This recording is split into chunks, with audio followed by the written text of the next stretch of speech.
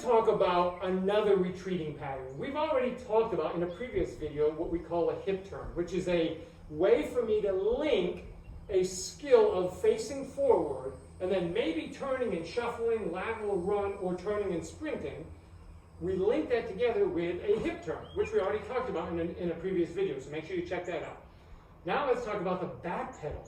That is another way to get retreating distance, okay? I get away from where I currently was, but I'm moving backwards. There's two types of back pedals that we're going to talk about. Now, there's a lot of variations, but we're just going to talk about these two. The first one is what we call a compact back pedal, right? Just like it says, if I was to get squished down, I would be more compact. The second one is extended, just like I am right now. I'm nice and tall.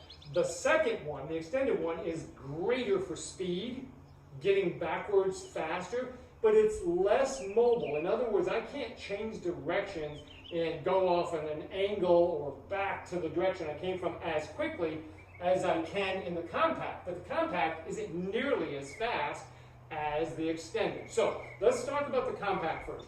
All we want to be able to emphasize here is we want to get in a narrow athletic stance. This is a typical athletic stance. This is a narrow athletic stance. I'm going to load my ankles, and then I'm going to support these knees being pushed forward by driving my hips back.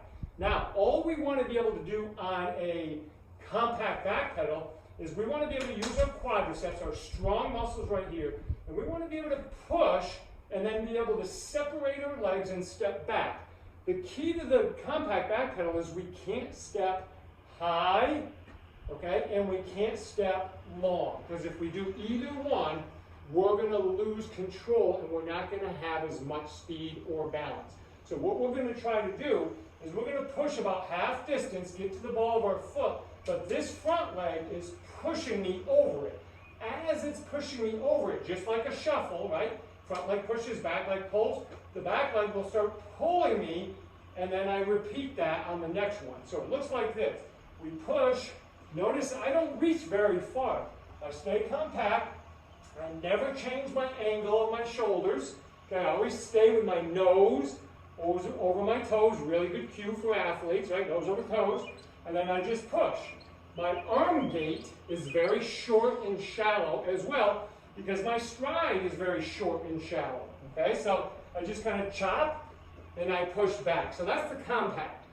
The extended, now, let's say in basketball, I want to be able to be the first one back on defense, and I might run forward, get to half court, and then all of a sudden I'll get to half court and I'll turn and I'll backpedal back. Well, if I want some pretty good speed, I'm now going to push off, and I am going to lift a little bit higher, and I'm going to get to the ball of my foot.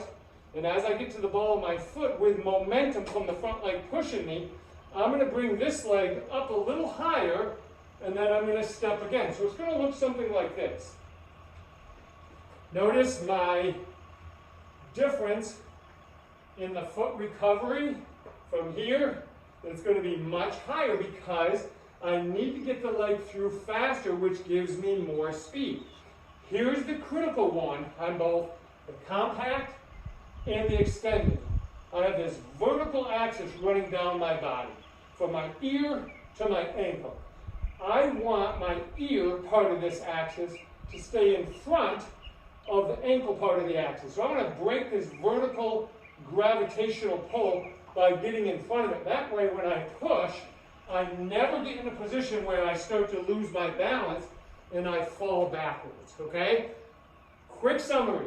Compact, quicker, I can change directions faster, but I don't gain as much speed. In other words, I can get back pretty fast, pretty quick, cover distance quick in a short distance, but I can't get back that fast. But I can really stop and change directions quick. As where the extended, I'm going to gain much more speed, but I'm not quite as mobile to be able to go in different directions, but that's okay, because each one serves its purpose. So there you go. There's your back pedal pattern, which is one of the two retreating patterns we want to make sure our athletes become very good at.